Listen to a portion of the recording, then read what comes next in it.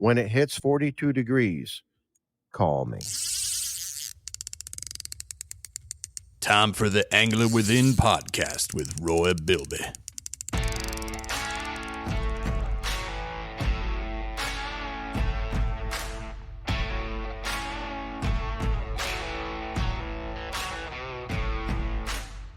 How was your weekend?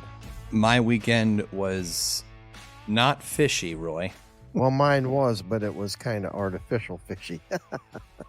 Yeah, you were doing a seminar this weekend, right? Yep, doing tank demos at mini seminars at a couple Bass Pro Shop stores. Saturday I was in Utica, New York, and Sunday I was down in Auburn, New York, doing tank demos on new products that they've come out with, and with my beloved Squirm and Shad. I talk so much about. I got to do that in Auburn, and the fish just went crazy. They like the new products too. They've come out with some new XPS products. They have an XPS 110 jerk bait that is just killer. That the fish would not leave it alone. I also debuted some of their XPS square bill crankbaits, and they have tremendous action. And boy, the fish were tracking those and grabbing them and bumping them and prowling around with them. And I did that in Utica. In Auburn, I went in with the Squirm and Shad and a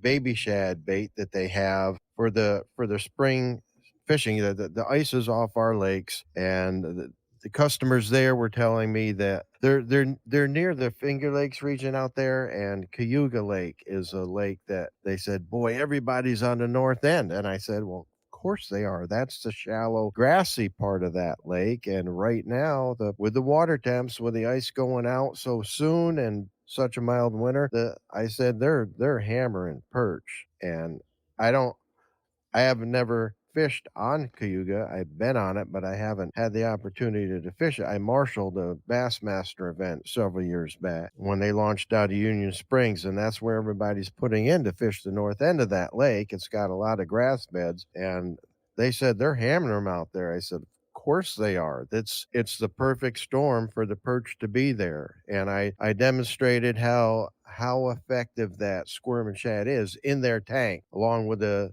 baby shad panfish baits that they have. And we sold a lot of them. And I showed people exactly how to rig them, sold a lot of jig heads. And just those people are going to go out and they're going to hammer the perch. So a good time will be had by all. It will be a good time to not be a perch. So when you're doing those tank demos, obviously there's no hook on the bait. You just throw it in without a hook, right? Right. When I'm throwing the crankbaits and the jerk baits, the guys in the store cut the hooks off before they give them to me, and I'll just tie them on. When I'm using the soft plastics, I rig them on a jig head, and then I take a pair of needle nose and I roll the hook right over back into the back of the plastic, so it's got a second way to hold it. So number one, there's no way, it's impossible for any of the fish in the tank to get hooked. And secondly, it makes it a lot more, because they want those plastic baits, boy, they hold on to them, but it makes it impossible for them to pull them off, because they're not only held by the keeper, the little barb on the jig head, but they're also held by that hook point being rolled right down through the back at a 90-degree angle. So it's held in place super, super good. Have you ever had them hang on to the bait and actually pull them out of the water? No. No, Yep, but I've had them swim around the tank for 20, 25 seconds, refusing to let go of it. The first time they did that, it freaked me out, because I thought, good grief, did he swallow it? How much trouble am I going to get in here? You know, there's no way he's hooked. And finally, it was a huge rainbow, about 20 pounds. I'm not kidding, just a monster trout. And when he finally released it, I cranked that thing and said, that's it for today, folks. I'll be right down. And it went down and started showing them how to rig it. But I had one in the tank this one time. He grabbed it, swam around with it for 15, 20 seconds. They do this because there's competition in the tank. Sure. For the food. There's other fish there. And just like in nature, when you'll sometimes hook a smallmouth, and we've done it with perch, where we hooked one, brought it into the boat, and there's 2 or 3 following it, waiting for the opportunity for that bait to go flying out of his mouth. So when there's competition, they grab that. They want to keep it away from everybody else in the tank. This trout swam around it for 20 seconds with that bait in his mouth. When he finally rejected it in an instant, he did a 360 and grabbed it again. That that stunned me. And I'm saying to the people, did you see that? But is that He tank behavior already though? Is that tank behavior because they're in that kind of an environment, like, or is that what it would do if you were to throw a squirming shad in a river? I'm convinced that's what it would do if you threw it in a river, if there was other fish around. It was 2 things. It was competition in the tank, but more importantly, and I use this as a way to, to promote these baits. They're made out of plastisol. It's a soft plastic material, and all your soft plastic baits are. And they're very pliable. They feel realistic when they grab them. Now, I told the people as he's swimming around with it a second time, trying to keep it away from the other fish, he already knew from the first time he grabbed it, it wasn't real. That's why he didn't try to swallow it. He just held it. He knew it wasn't real, but it's so convincing with its action and the feel that the instant he rejected it, he did a 360 and nailed it a second time. He did that 2 more times. He grabbed that bait 4 times before any other fish could get to it because of the realistic action, and it feels real when they grab it. He had to know.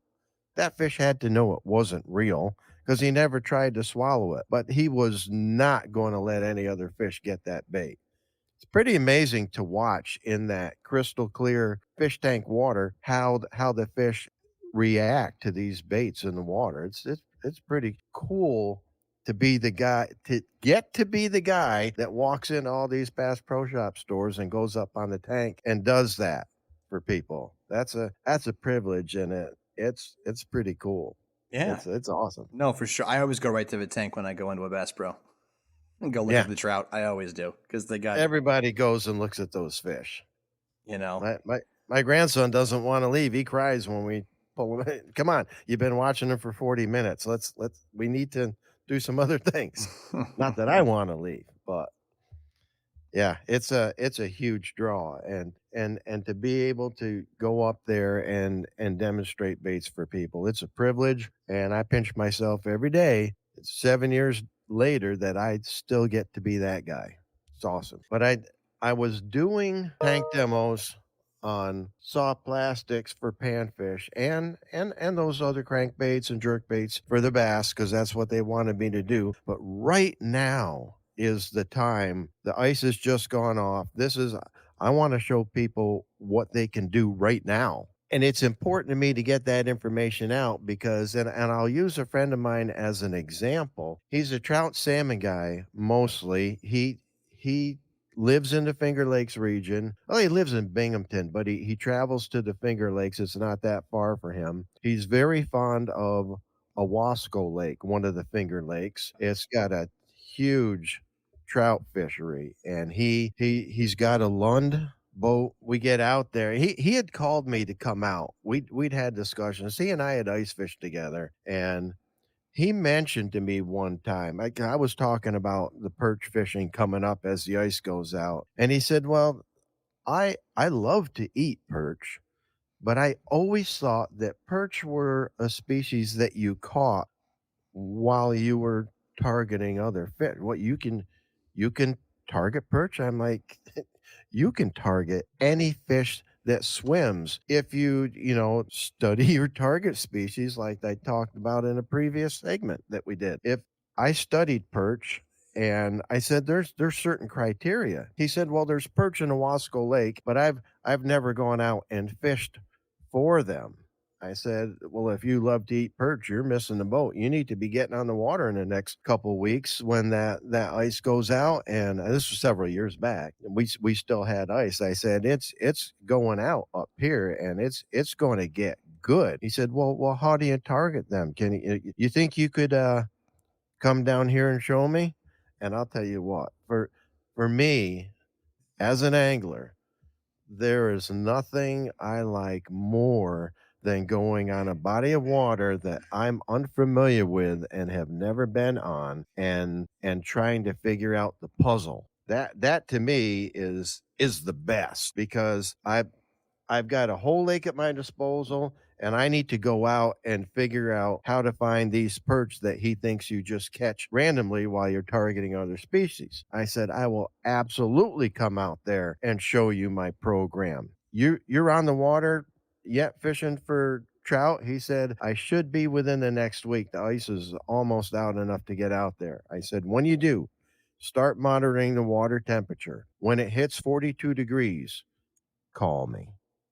And I said, I'll come out and I will show you. And a couple weeks later, he said, hey, the water temperature was 42 degrees this morning. And he said, the rest of my week is open. I said, let's do Thursday. Yeah, this was on a Tuesday. I drove out there, about a 3 hour drive for me. I had never been on this lake before. And I brought my program and I said, we need to find a shallow flat. I'm talking shallow, 7 to 11 foot, and it's got to have some type of vegetation, preferably vertical or some brush. He said, well, this is the shallow end. And up here on the left, I think we can find that. So we went up there, and it wasn't far. You could see it from the launch, and just maybe half mile up. And he brought the boat out to about 10 foot. And I said, let's just drop your trolling motor. Let's do a drift. Let's start casting, see what's here. And right off the bat, I caught a perch, which made me happy. And he said, that is a huge perch for this lake. I said, well, awesome. Put it in a box. Fished another 35, 40 minutes. We didn't get another strike. So I said, well, apparently they're not pulled into this flat. That first one gave us a little bit of false information, but it's a good sign. They'll bite. You got another spot. He said, actually, right straight across the lake, it does the same thing. We motored over there, started on the west side, and he catches a nice perch, but only one. And I said, I don't think there's enough grass here. We're not seeing it on your graph. Is there another pocket like up these shorelines where there's an extended flat? He said, I think 2 points up the lake. I don't really look at those because I troll for the trout, but he brought up the mapping on his console unit, and sure enough, 2 points up, the I said, see how those lines are separated? They're wide apart as they get there. There's a flat there. Now, if we get up there, and it's a long extended flat, which is what I felt we needed. If we get up there and there's any kind of vegetation or brush, we should be in business.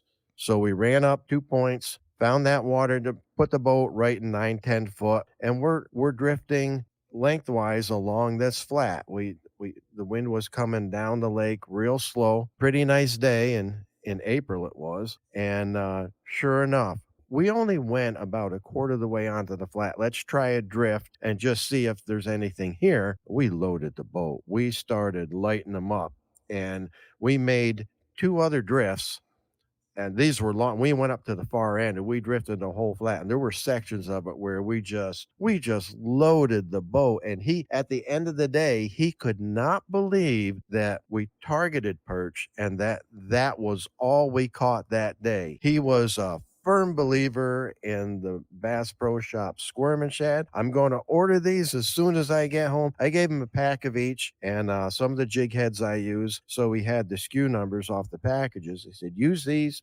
to order them, but you're in business now. And he said to me, how long will this last? Because I love to eat perch. I want to come back and do this again. So I said, it will last until the water temperature gets beyond 48 degrees. 42 to 48 is when these perch will be here. But 50 And degrees, they just turn right off. they will be they've spawned.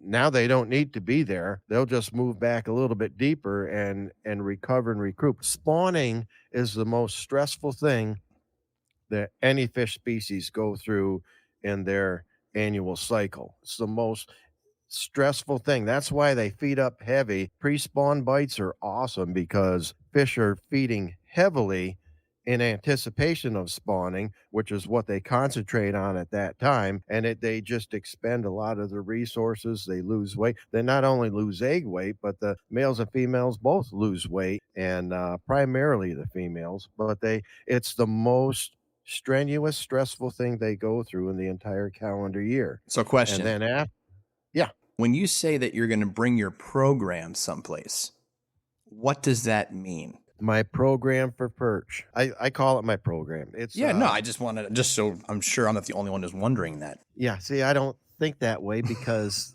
I've always talked that way. I know what I'm talking about, but yeah, You know, when I'm showing somebody how I target perch, my program is as follows. I have 4 of the Bass Pro Shops microlite elite rods. I use the 6.5 foot models. The reels have 7 ball bearings. I have 6 pound test Stren stealth braid on. It's the diameter of sewing thread. It is so sensitive. I have my 16th ounce jig heads, my 1/8 ounce ball head jigs. If we're going especially deep and need to get it down there a little bit quicker, or if it's a lot of wind and I need to stay in contact with that jig, that's my program. And basically 2 colors of the Bass Pro Shops 2-inch squirm and shad: green pumpkin, pearl hologram, and pearl dace.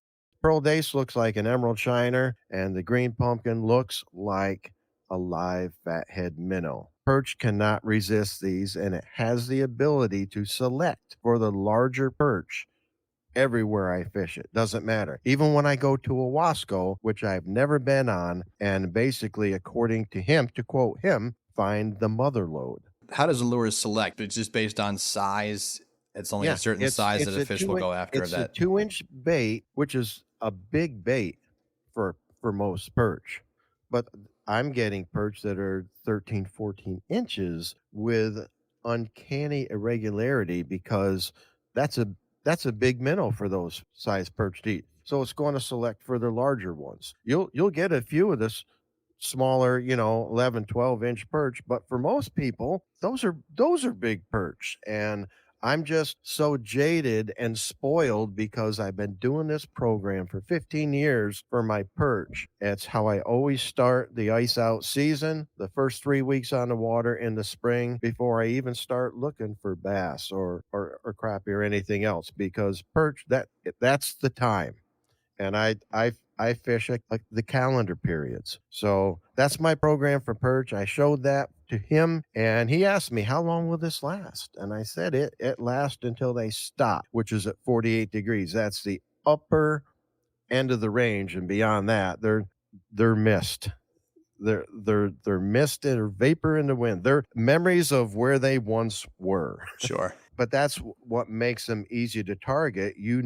Once you know the criteria that brings them into those flats, 7 to 11 foot with vertical brush or vegetation. That's the deal. And he called me several weeks later. He said, I can't thank you enough. I've ordered a bunch of your squirm and shads. I've taught couple of my friends how to do that, and that I looked like a genius because I told them, here's what's going to happen, and it did, just like when you taught me. And he said, I was out 2 more times. The water temp was 44 the one day and 46 the other day, but I went out yesterday. First thing I did was check the water temp, 50 degrees. I said, well, how'd you do? He said, I went to where we fished for perch on that long extended flat where previously we could do no wrong. And he said, it was a ghost town. There's nothing there. I said, there's egg strands there, but that's it. I'm not the one who discovered I discovered it by studying. I'm not the guy that discovered and put it in those books and in those journals for other people to learn from. I learned from the people ahead of me, and my job, as far as I'm concerned now, is to teach the people that are coming in behind me and shorten the learning curve for them. So yeah, that's why I do squirm and shad demos this time of year, because that's something that people can go right home and do the same day. You know, Well, that's why I try to do current stuff when I do my tank demos. And speaking of current things, and I don't want to get into this real heavy, but across all the different platforms and forums now, the big buzz in fishing circles is forward facing sonar. You familiar with that? I'm assuming it probably has to do with like most sonar is below you, right? Right. Right. So It's this traditionally been is straight down. Then they went to side scan, which shoots out to the side. But forward facing sonar is up until this point, all your digital printouts, your readouts on your screen, that your pixels that show you what's around you have shot straight down or out to the side, but they show history. That's what you drove over or drove past. Mhm. The whole deal with and you're looking at history. When you see a fish on that screen, he's already behind the boat. So, except for when they came out with 2D sonar, which basically shows you a color image, you can differentiate between fish and bottom and all. Back in the days of just the black pixels, if fish were relating to bottom, a lot of times the sonar didn't have, unless you bought a really high end unit that had like 2 inches of target separation, a fish suspended a foot off the bottom looked like part of the bottom. You had to learn how to decipher that.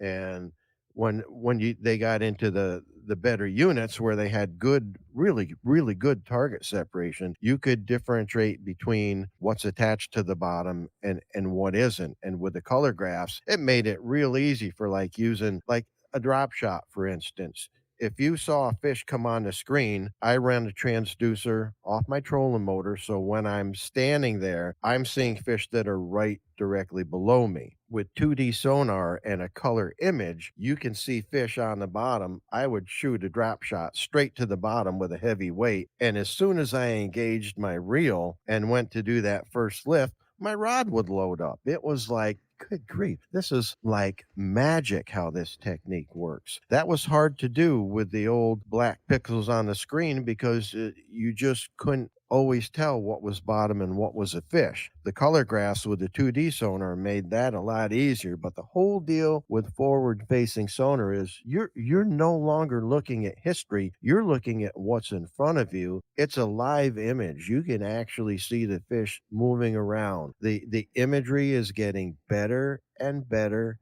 and better. When it started out, it reminded me of the ultrasound that you'd see at the screen at the practitioner's office if your wife is pregnant and they're using that little deal on her belly to show you the images on the screen. You can make out stuff, but that's what the forward facing sonar looked like when it first came out. That's what it reminded me of. You could absolutely see the fish swimming around, moving around, the vegetation, the rocks. You could make out all those images, but boy, I'm telling you, every year, every few months they come out with another upgrade that is just it's unreal what we can see now. But the whole controversy about this forward-facing sonar now is should it be allowed in tournaments? Is the technology getting too advanced? Is it making it too easy? And I don't have really strong, I haven't decided yet.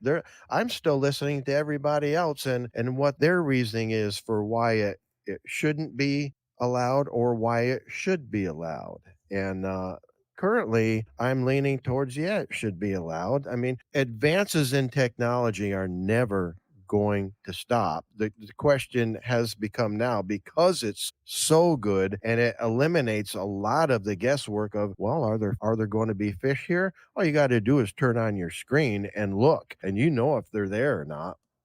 There's so many of the young anglers on the tours now that they just move around on their trolling motor staring at that screen with a rod in their hand, and they don't even make a cast unless they see a fish because they consider it wasted time. I'm not going to throw until I see a fish. I'm trying to catch a fish. Why would I throw if there's nothing there? So if they And drive around all day, they might not yes, once make a cast because they didn't find any fish.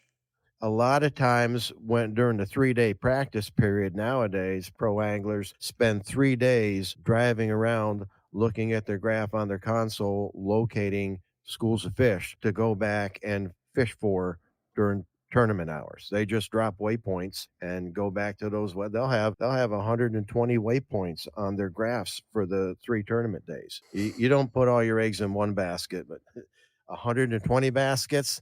That's a lot of Easter eggs to go try to find. I mean, do you drop waypoints while you're out there on the lake as well? I do drop waypoints on spots where I consistently catch fish. I'm fairly new to this forward-facing sonar technology. There's 3 major brands. Garmin was the first one to really come out with something that was new and revolutionary. All the companies had been working on it. Garmin brought it out first, and it was months before Lowrance and Humminbird came on board with their versions, and they are all good. You used to see pros sponsored by Lowrance or Garmin or Humminbird until this thing hit. And there were guys that were, I want to figure out what is the best. They'd have all 3 different brands on their boat. They gave up their sponsorship loyalty and lost their sponsorship because they wanted to experiment and leave no stone unturned, literally. Mm-hmm. Had all these graphs on their boat trying to figure out which technology they preferred and which worked best for them. I started out with Humminbird years ago and I just love Humminbirds, love the displays, and a lot of that stemmed from watching the TV shows back in the 80s. I was a huge fan of Jimmy Houston Outdoors. Yep. I've got to meet and talk with him several times. One of the coolest things was a big when BASS first went to the Pro-Am format. The first year they did that, you had a good shot of you had like a 1 in 8 chance of getting in the 100 spots they had available. Now, a lot of times to serve as a marshal, there's thousands of people that put in for those 100 spots, thousands and thousands. But back in those days, it was fairly easy to get in. The first year they did that, and I put in for a tournament. First year they went to Lake Champlain. There was the Kmart Top 100 series, precursor to the Elite series that they run now. It was the first year they'd ever gone to Champlain. Roland Martin won the event. First place person in those days was $75,000, which was a lot of money. That was 1997, I believe. And I got drawn. I had 3 pro partners, and the second day I fished with Bruce Benedict out of Forney, Texas, the owner of Jawtech Lure Company. And he's a Christian, I'm a Christian. We clicked like we were old high school buddies the entire day. But he's good friends with Jimmy Houston, and Bruce had a spot way up in Missisquoi Bay, Canadian water. You had to have a Canadian license, which I did. They recommended we purchase one, and so I did. I made the drive all the way up there and purchased a Canadian license, and then came back for the second day. Bruce asked me in the morning, he said, "You got a Canadian license?" I said, "Yes, sir, I do." He said, "Good man. This is going to be a long boat ride." And it was. We went all the way up to Missisquoi Bay, but the smallmouth up there, good grief. Back in those days, if you had, 10, 12 pounds, you were doing good. And I had a 14.5 pound bag of smallmouth. And Jimmy Houston was in Missisquoi Bay. He was like 2 boats ahead of us going around cycling through the points and the flats. You could hear him, that distinctive laugh of his. You could hear it all day long. And everybody's like, "Houston's right over there." And I'm like, and Bruce said, he's a friend of mine. Well, when we got back, Jimmy was like in 6th place, and he was trying to move up, but he was on smallmouth. And at that time, Champlain, you needed some kicker largemouth to boost your bag. It's not the same way today, but it's a lot of guys fish it for the smallmouth. You can do well with largemouth because a lot of guys ignore them. But back in those days, nobody was expecting to win with smallmouth. They were expecting to win with largemouth, and Bruce had a couple largemouth spots, and Jimmy wanted a largemouth spot. So they went to the boat after. We're sitting in a boat for 45 minutes swapping fishing stories with Jimmy Houston, drinking sodas, looking at the lake. That was cool. I bet it was. He's 79 years young. And doesn't act it at all. And God bless him. And God has blessed him. Is he still fishing now? Professionally? Yes, he is. No kidding. Because people ask him, I've got several of his books, and people have asked him, "Why, at your age, do you still compete? You're talking a lot of wear and tear on your body." And he said, "Yes, it's true, but I do it for two reasons. Number one, I have so many friends there. I don't lose contact with those friendships, and the big reason, this sport has done so much for me. My whole career, I want to participate and give back to the sport that's given so much to me. And you got to admire that. 100% genuine. He's the same person in the boat swapping fishing stories, looking at a late mat, trying to climb the leaderboard in the tournament as he is on his TV show. No false pretenses. What you see is what you get 100% of the time. He was always good. Him and Bill Dance were always good for great one-liners when they were fishing. Bill Dance was great for bloopers and Yes. not ashamed to show them. What a tremendously great sport. Everybody who's had a bass boat hooked to their truck, tell me you haven't walked around that and jammed your knee into that ball hitch. Good grief, we've all done it. And just like so many people watching that bloopers reel when he did that, we all went, "Yep, been there, done that." Falling in the water, setting the hook, slipping on a stream bank, going right on your butt into mud, getting stung by bees, just all those tremendous bloopers, having a reel come off the reel seat when you set the hook and trying to get the fish in, handle line in it. Been there, done that, you know. But he shows all that stuff because he's a genuine human being. He's a great guy.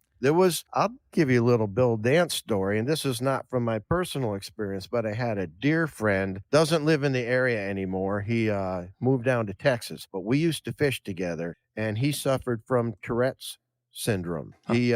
His body had sudden movements, and he would convulse, and when he would try to talk, his head would snap to the side, and he'd stutter, and he had a hard time getting words out sometimes. Would you just go into like random sentences that were like, No, No. he didn't have that, but when he would try to express himself, he would really struggle to get the words out sometimes. And he'd have a rattle in the back of his voice in the background, just like a when he was trying to talk. But he handled it well. It didn't bother people. We all knew that was just how he was, and he was a great person. He went down to Florida and because he wanted to on a vacation and he wanted to fish, and he went to Roland Martin's marina, and in the number one boat slip was Bill Dance's boat. He was filming a TV show out of that marina that week. And this guy, my friend, saw Bill Dance sitting in his boat and went down there to talk to him. And of course, he was nervous, so he's having trouble getting the words out.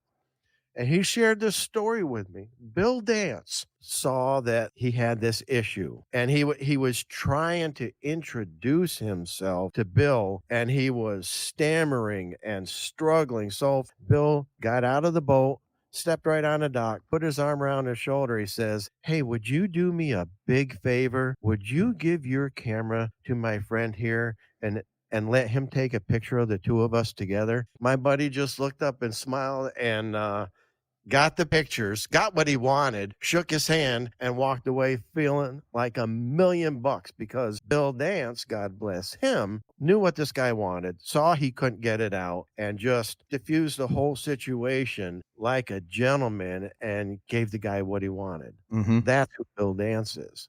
So, yeah, he's on my bucket list to me. I haven't met him yet, so. He's the one that would say stuff like, "Come here, big fat boy." Or was that Jimmy Houston? Was that Bill Dance would say that kind of stuff? Like, "Come here, big mama. He would do that once in a while. Big fat boy." And he had a wicked hook set. Getting back to the electronics, I was Humminbird for years and years and years because that's what I saw Jimmy Houston using.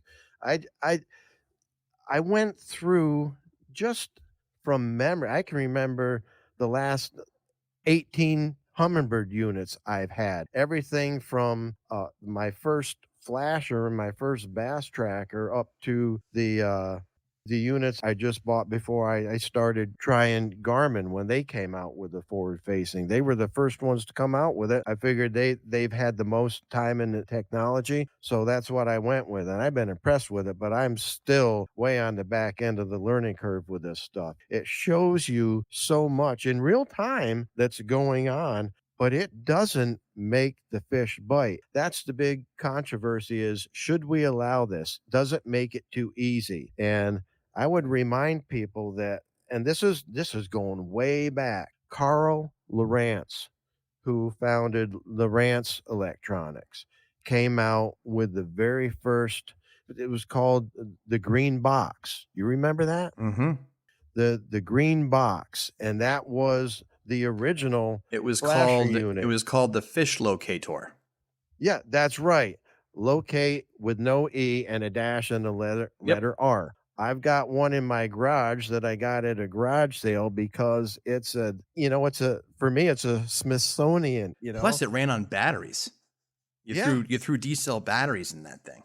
Yep. And that was the original sonar unit. All it was a circular dial, kind of like a radar screen. It's a sonar screen, and you had a little blip showing up where the bottom was. If you had vegetation, you had several blips there, and you couldn't really see your bait or anything on it, but you could if fish were suspended between your transducer, which sends the signal down and it bounces off the bottom, it measures depth by how long it takes that echo to come back. Now, But if a fish swims under, yeah, that transducer was attached to a wire, and the wire was long, and you dangle yeah, it down into the wire, or down in the yeah. water. When you were using that on your boat, did you ever get it hung up on stuff and just have it rip right off the? I never. By the time I bought my first bass tracker, they had refined it where I had a Humminbird Super 60.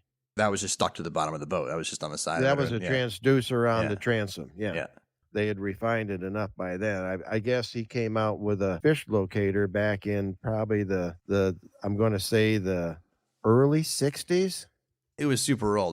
So back to what you were saying. So you would have the one blip, and then you'd have other blips for vegetation. And then what would happen if you saw a fish, or if If it a saw a fish fish? swam between the bottom and your boat, that echo would bounce back quicker and you had a flash somewhere between the surface and the bottom. Well, there's a fish there.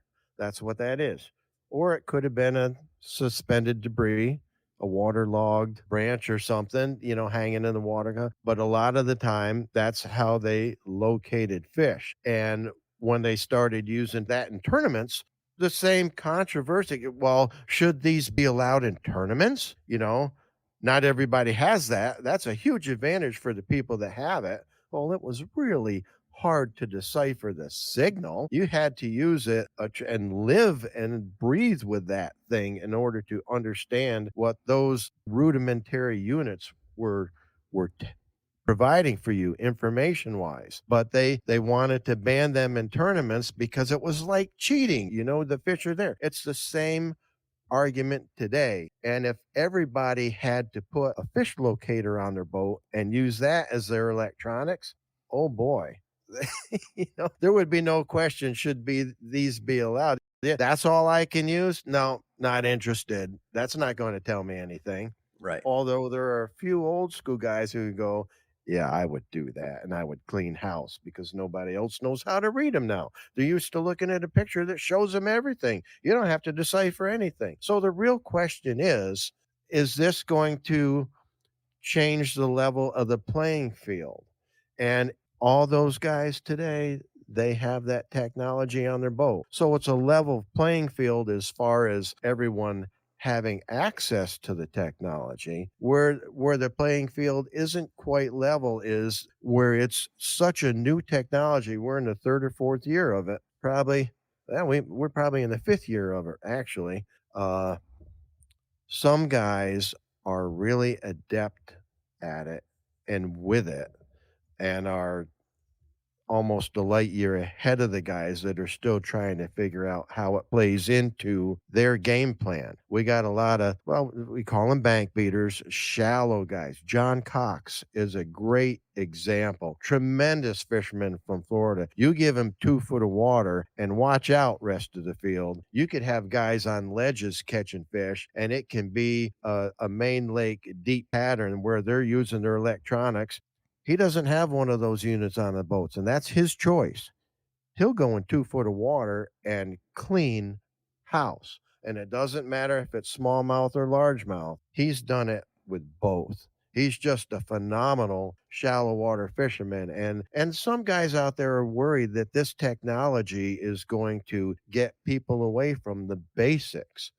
But there was John Cruz did a great blog on this technology, and I would encourage people to go on the Bassmaster website and read that blog about the technology. I think he's got it right. And a lot of what I said about leveling the playing field came out of what I learned in his blog, where, some guys are really, really good with this technology and others are still trying to wrap their heads around it and figure out where it will play and when it will play into their game plan, as opposed to the guys that are going out and doing nothing but staring at a screen until they see a fish before they even make a cast. We really need to learn how to fish before we do it just with electronics. That's what I think. I think it'll always have a place, and it is a dangerous tool in the hands of those who are extremely skilled with it. But everybody has access to that technology in the pro ranks. So at this point, I don't think it should be banned, possibly limited, but I didn't even know if that's fair because everybody has access to it. It's up to them whether they use it or not. The thing that's starting all this is the guys that are really, really doing tremendously well with it is these college anglers who are entering the pro ranks and just cleaning house on their first year on tour. That never used to happen. And then the guys that are out there who have got their time in are probably getting annoyed by that to no end because they feel they haven't paid their dues yet. Well, they have not paid their dues yet. They haven't been on tour, but they're so skilled with this technology because they went through school using technology. And I'm one of those guys that never had a home computer until, my kids needed one in school. So look at this podcast. Your original setup, that computer was 15 years old when we were trying to get your microphone to work. Yeah, I had to buy a brand new computer just so we could do this podcast. And look at you now. That was a kick in the pants that we needed because we had the fastest internet speeds you could get, and we're still start the computer, go make a sandwich, come back, click on what you want, eat your sandwich. And then, why is this so slow? And a buddy of mine said, how old's your computer? I said, I don't know. It's 4 years. He said, you sure about that? And it was 10 years old. Yeah, they're amazing. It even ran. They're not made to last more than 5 now, is what I read somewhere. Laptops in general, they don't want them, and they don't make them to where you really can get them repaired either. You're just better off buying another one. Replacing them. Yeah. No, it's the disposable, temporary stuff. Yeah. It's amazing. I'll change the boats, the batteries in my bass boats every 2 years, whether I need to or not. But I'll run a computer until it's yeah, whatever. 2 things for you. Okay. One is, thank you for saying Lowrance because I've always called it Lowrance. Did other fishermen call it a Lowrance as well? I don't hear that. I would imagine if you watch fishing shows that are sponsored by Lowrance Electronics, if you listen to their commercials, they're probably saying Lowrance. Oh, Lowrance. Okay. Yep. We talked about the upcoming lunar eclipse. It's going to be cold. That doesn't bother me. What the issue I have is the day of that lunar eclipse. I'm booked to be in the Bass Pro Shops in Auburn, New York. I don't back out on commitments, and they support me. I support them. I'm there when I promise I'll be there. By the time this episode is out, we'll probably be right at that time frame, either a day just before or just after it. I will be fishing that day. Unfortunately, I'll be fishing in a tank to a captive audience. But if they hit my demo presentations way more than usual, I'm going to blame it on that lunar eclipse. But the solar eclipse in April, Right. April 8th, I will be able to do that. I have no idea how much effect the solar eclipse will have on it, but it still involves the moon because that's what's creating the eclipse of the sun. So, that being said, uh, I will be on the water and interested to see what kind of, if any, effect that has. All right, well, this one's going to come up on Friday. You're about a week ahead of yourself on this, but it's okay. Yeah. So my birthday, we will not be able to get out on the 24th. I will not. I'm sorry. It's okay. Maybe I'll come see you out in Auburn, or maybe I'll go skiing. I don't know. The big 43. Yeah. I'm just a baby Yeah. by comparison. But Keep telling. Well, thanks a lot. Keep telling yourself that. well, listen, Roy. Thanks for the chat as always. Yeah. For all of you out there, if you have any questions for Roy, check us out at anglerwithinpodcast@gmail.com. And of course, check out Roy's Instagram at all lowercase Roy Bilby. It's got a lot of cool stuff on it. And, Roy is a multifaceted outdoorsman, not just all fishermen. He likes to shoot squirrel and other And snow varmints. camo. And snow camo. We deer hunt, we squirrel hunt, we partridge hunt, we rabbit hunt. If we can hunt, we hunt. My passion is the outdoors, and during April, I tell you what, there's no way I'm not going to be able to talk about turkey hunting. Of course. I had a buddy of mine who's been listening to him. He said, "You ever going to do anything on hunting?" I said, "It's called the Angler Within for a reason." He says, "Yeah, but I know you hunt a lot." I said, "I do, but it's a fishing podcast, but I'm sure we'll dabble in that when we do our little chit chat. Don't get me started on turkey hunting now. That's for another intro, but Still got a I couple still months. got a little while, but 60 I'm days. already scouting and watching. Is it May 1st it opens up? In New York, it's May 1st through the 31st. Right. Yeah. Maybe I'll go out And this year. Shoot a turkey. when I was working full time, I hunted. We can only hunt until noon. So I mean, you're up at 4 a.m. You want to get in the woods early. We weren't going to talk about this. You want to get in the woods. No, we're not doing this. early. We're not doing this yet. No. This is But just turkey season, I would hunt 25 mornings. That's getting up at 4 a.m. and I live in the woods, so I'm set up. I had to be at work at 7 a.m. I would be up at 4 a.m. climbing that ridge behind our house into pitch black and listening to them gobble and try to call one in. And I was successful at doing that numerous times and still made it to work at 7 a.m. And the last year I worked, I hunted 25 out of 31 mornings while working full time. May is the month of no sleep for this cat. I get it. All right. Well, until the next time, sir, hang in there. And of course, we will try to help everyone that listens discover their Angler Within.